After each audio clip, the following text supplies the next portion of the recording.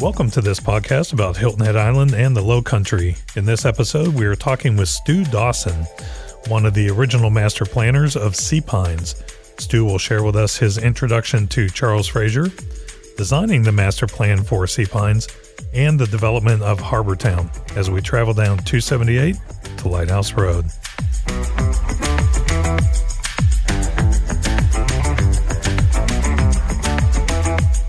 Before I introduce Mr. Dawson, just an update on the show. We have been downloaded in 32 states across the United States and in 6 different countries. We appreciate everybody's willingness to share this podcast with their family and friends, and we encourage you to subscribe to the show and continue promoting it so we can continue creating great content. Our guest today is Stu Dawson. Stu Dawson is a principal founder and current principal emeritus of Sasaki, a planning and design firm located in Watertown, Massachusetts. He is an award-winning designer and planner. Projects include urban and waterfront developments, university campuses, museums, resorts, and corporate headquarters across the globe. He has been honored with numerous awards during his career, including the American Society of Landscape Architecture Medal in 1999 and the American Society of Landscape Architecture Design Medal in 2013. That is the highest award given to an individual in the landscape architecture profession. Stu, welcome to the show. Thank you. A pleasure to be here. Stu, in the middle of the 1950s, you are a student at Harvard, and you're also working with Hideo Sasaki, who is a professor at the Harvard Graduate School of Design. You are in the office, the door opens, and in walks Charles Fraser. Please share with us your introduction to Mr. Fraser at that first meeting. Of course.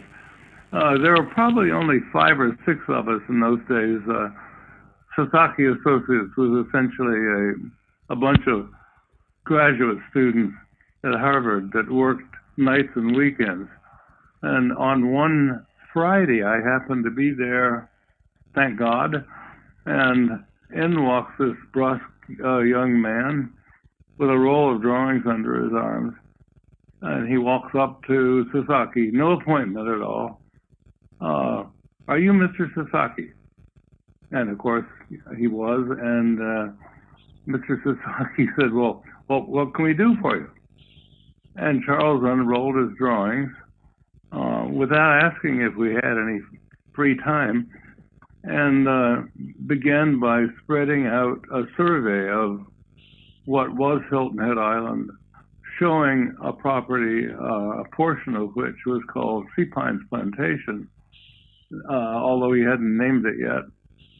And he said to Hideo, Mr. Sasaki, when I graduated from Yale, my daddy gave me this property on Hilton Head Island. I'd like for you all to do a master plan for this property. Would you do that? And of course we agreed to do it. And out walked Charlie. We had a deal. After that initial meeting, your team did some research, and at Charles' invitation, you traveled to the island. Tell us about that trip. Well, Hideo was a little suspicious. I think we were doing mostly campuses and corporate headquarters at that time. We hadn't even thought about doing a resort. But he said, why don't you go visit Hilton Head and take a look at this property that Mr. Fraser owns on the island. So I booked a flight, a couple of weeks later, and flew to Hilton Head. And I think I had to fly through Savannah, got on a speedboat, and took off for Hilton Head. I think what was shocking to me was that there was no one there when I got off the boat. There was a pier and a funny old car, and there was a driver that I don't think spoke much English. But he proceeded to give me a tour and pulled up to where Charles must have kept whatever office space he needed for whatever supplies he had. And I walked in and said, hello, Mr. Fraser. I'm Stu Dawson. I'd like to take a look at your island. And he said, sure, let's take a look. Anyway, he gave me a tour, which I'll never forget. I couldn't believe the beauty of the island, simplicity, everything pristine, no bulldozers, no roads, a little dirt paths here and there, but lovely place, lovely, beautiful beaches, And I went back to Sasaki and said, my gosh, we better do this master plan. This is a great site and a great client. I really like Charles. Did you have an impression when you first were getting a tour around the island of, could you even imagine building anything there because of how kind of isolated and separated it was from everything else? That's a great question. I never really thought that. I suppose I was, as a student, so optimistic about everything. I didn't think you'd ever be turned back from anything. No, I wondered how to get construction equipment at Hilton. That was my biggest question. Hey, how are we going to build anything? I can see building, but no, I can't. From your chapter in the book, My Life with Charles Frazier, there seemed to be a good bit of preservationist synergy between the Sasaki team and Frazier's vision, preserving the dunes and beaches and building a master plan that saved much of the natural beauty as possible. Much of that was before there was even environmental laws created.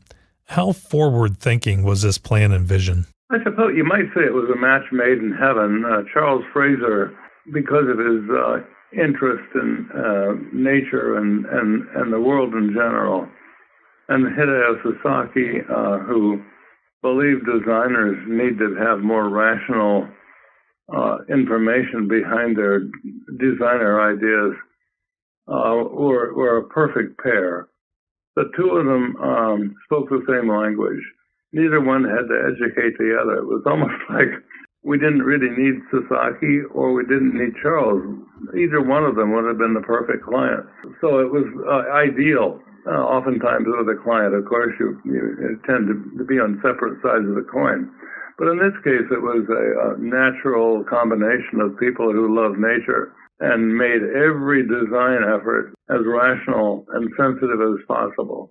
Up to that point, most of the coastal resorts, they'd build a road right along the ocean front with all the buildings behind it. You guys did something that was very different. What was it that you did, and how innovative was that? Again, I think Sasaki, teaching at Harvard, brought in consultants from all over the country. And I do remember him bringing in Victor Olga, I think from New Jersey, a coastal community, who had written a book on primary dunes and the importance of preserving primary dunes as a great barrier against the creeping ocean.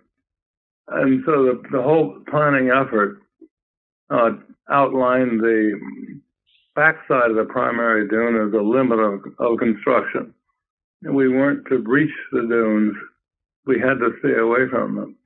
So there was a whole scientific, cultural side to our thinking that led by both Sasaki and Fraser.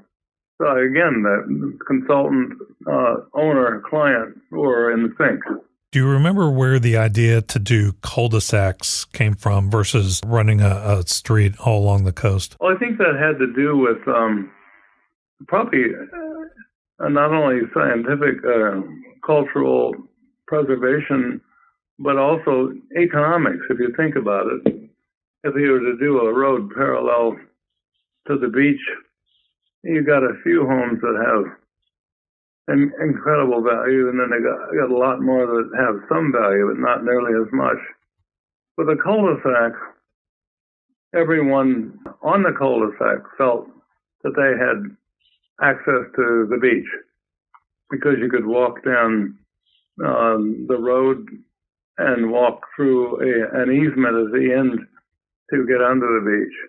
So I think it was as much an environmental decision as it was economic. You mentioned in the book that he was a great client, but could be difficult to deal with at times. Can you share us some stories of working with Charlie, as you called him? Yeah, well, I think difficult is probably maybe the wrong word. It might be caring client. He cared about everything, so you had to pretty much justify any idea with more than that. And I think he was he really was a leader of our team. We were his draftsmen, You've worked with clients around the world on a variety of different projects. Have you ever met anybody? Have you ever had a client that was as passionate about a project as Charles Fraser was? I can't think of one. No, not really. I'm sorry about that. There are like the mayor of Charleston and the mayor of Boston and other community leaders that I've dealt with over the years have had the similar kind of energy and intelligence to make sure things happen.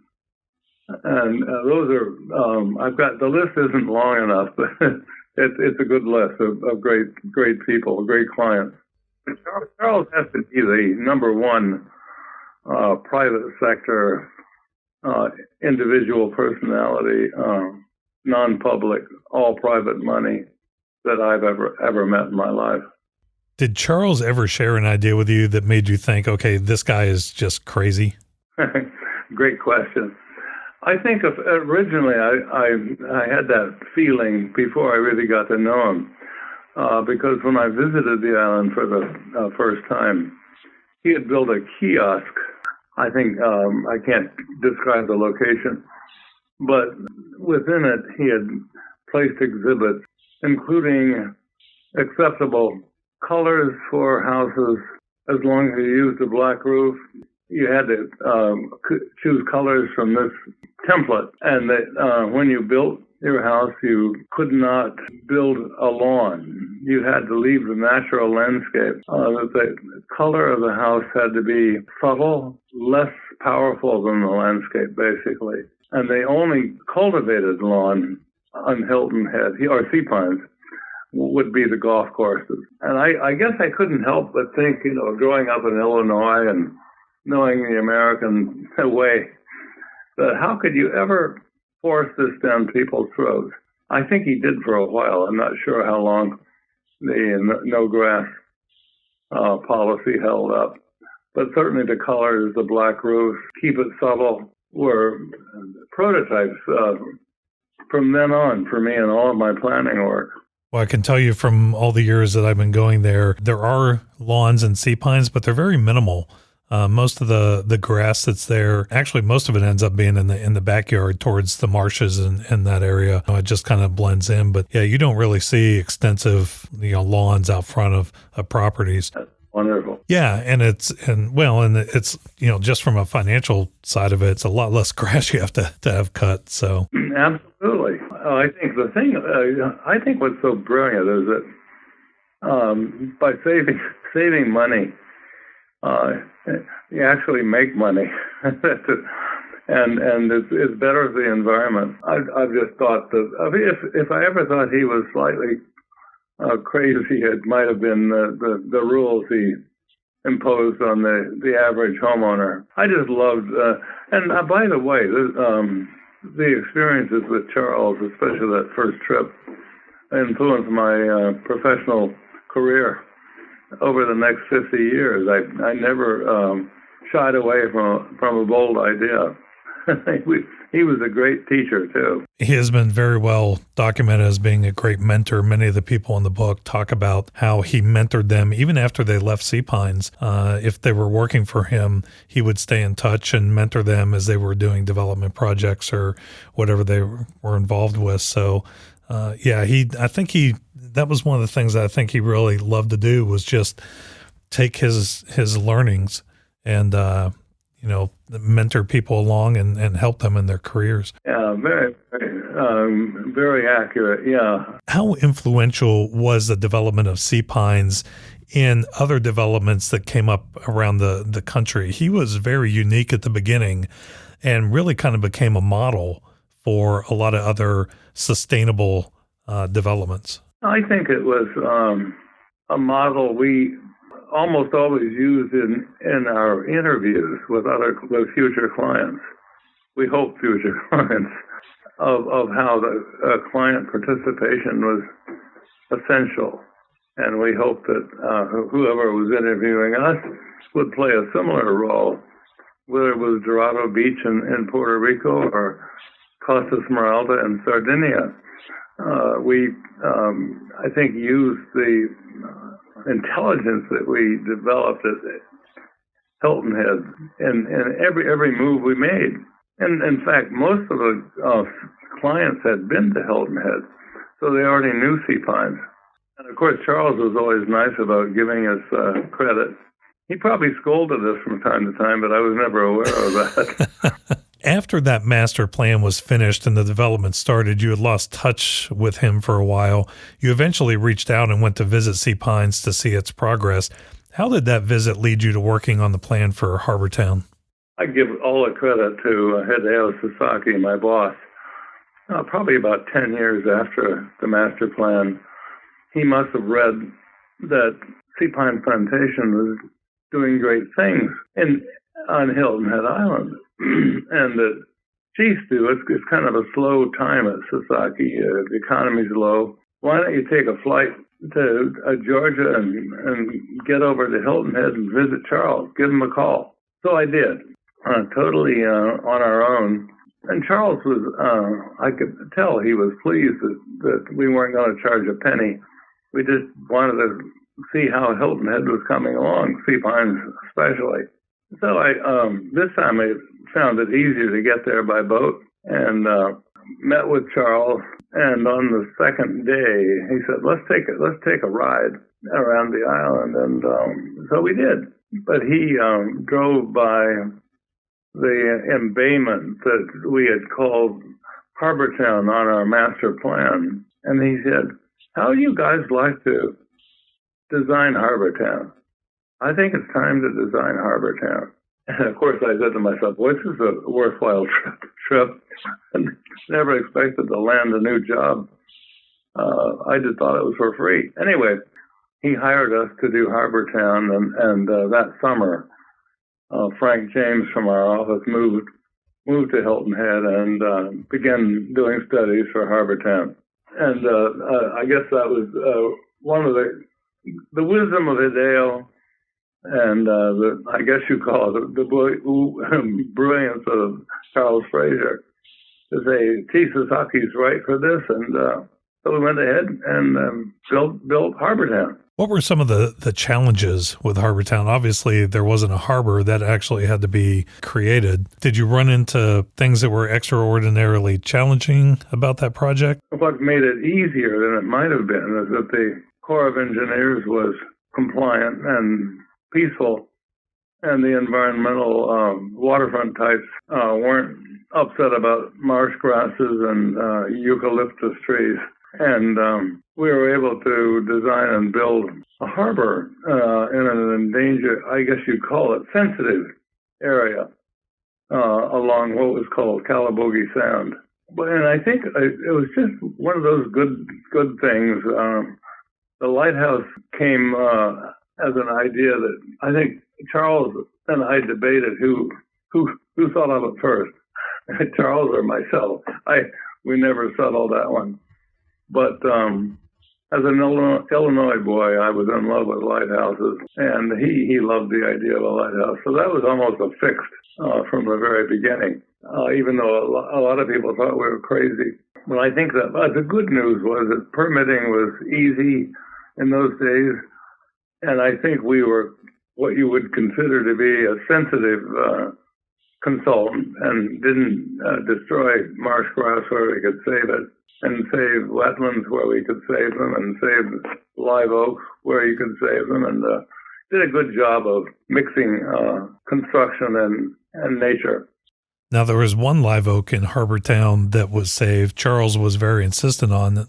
It's called the Liberty Oak. That's where Greg Russell plays his summer concerts. We got involved in that. And yeah, I mean, a lot of people were like, "What are you doing? You're saving this scrawny tree." And I think it cost close to $50,000 to actually do that. What happened with that? Tell us that story. Well, you pretty much nailed it. It was a last-minute decision. A lot of the trees had been removed, but none. We were good about saving live oak, especially. They had a longer life than some of the other softwoods. But it was a curveball. But it just turned out that it worked so nicely with the curve of the harbor and the nature of the roads. And anyway, it was a win-win in the end. But boy, it was a costly decision. But the idea of the Liberty Oak, Charles always had this dream about the importance of liberty and history of America, and that he wanted Harbour Town and Sea Pines to be connected to a bigger picture than just Carolina. And I think that Liberty Oak had a lot to do with that. There are lots of crazy stories about Charles and how eccentric he was. There are more than a few stories about him getting stuck on sandbars while out sailing with clients and employees. But you had a unique experience with Charles during a car ride. Will you tell us that story? Well, we had just finished construction of the lighthouse, so it was essentially a steel frame with plywood panels, but it hadn't been painted. And Charles was determined to decide how to paint the lighthouse. And so myself, I can't remember if it was Jim Light or another one of Charles's partners or right-hand people, and a woman whose name was Elizabeth Gordon. And I'm not sure what role she was playing with Charles, but she was on Hilton Head, Sea Pines, for a meeting with him anyway. So the four of us got into his car. I can't remember, it's Oldsmobile Buick, but it was a bigger car, but it wasn't a truck either. Anyway, we were going to drive over to the lighthouse and decide on how to paint it.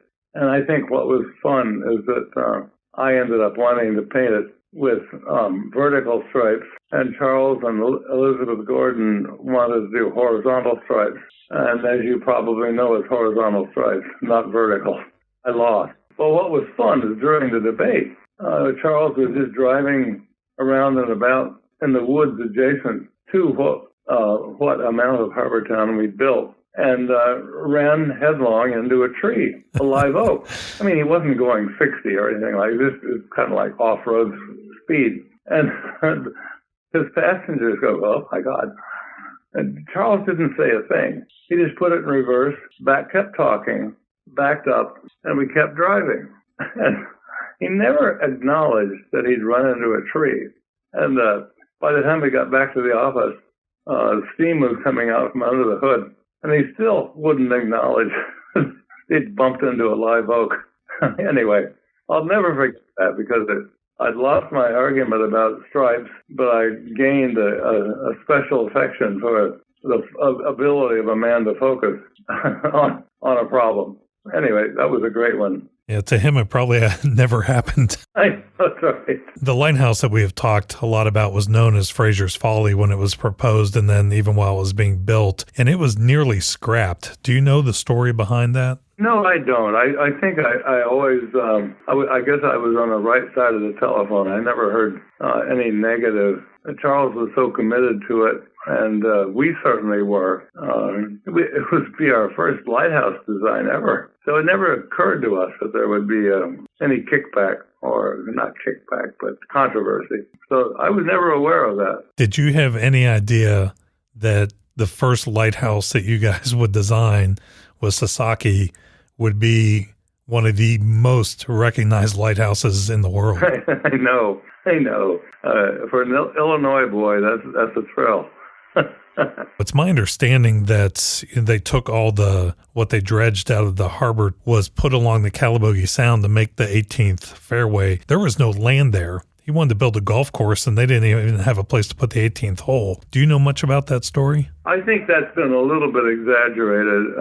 I know that some of the fill was used to beef up the 18th green and stabilize that edge of Calabogie Sound. But I don't think it wasn't the only source. And green there was pretty much in our plan from the very beginning. We never doubted that the lighthouse would be a nice way to end up the 18th hole. How did the Sea Pines project impact your career and the Sasaki organization?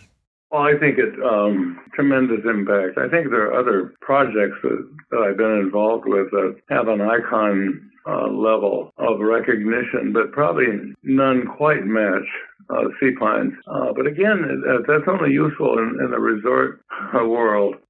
For my urban clients, they could care less. And I think, so it was just another wonderful project you could add to your resume and be really proud of it. And it helped, diversification in the firm. So we became strong in resort design. Thanks to Charles and Sea Pines. Now, Mr. Frazier came to visit Sasaki for a 30th anniversary celebration. Would you share the story of his visit? Well, he was, again, pretty much a legend in the firm after 30 years. We were looking forward to the visit, but also realized how blunt he could be. We were a little nervous that he might have found some flaws in some of our thinking or our personalities or both, and would get more of a roasting than a toasting. Anyway, he was just wonderful in praising Hideo, and he told a story about walking in with his gift from his daddy, the 6,000 acres on Hilton Head Island, and how he'd roll out the drawings without an appointment. And we sat around and talked, and he was just really great. And he said, God, I didn't think they could do stuff like this. Anyway, he admitted that we needed him and he needed us. And that was a nice feeling. Charlie, as you called him, suffered an untimely death. If you had one last chance to speak with him, what would you say? I think that would be a hard meeting, because I know that when he passed away in the boat accident, I was in shock. Sasaki was in shock. We thought we'd see him again. We thought we'd have a chance to thank him for giving us the project in the first place, and for being so nice and referencing our skills. I think I would have thanked him as the greatest educator I've been exposed to. And the best way to be educated is on the turf and on the land, not in a classroom building. And I would have said it, Sasaki and Fraser, those are the two influences in my life. Of course, my mom and dad. I love the guy. One more quickie for you. Sure.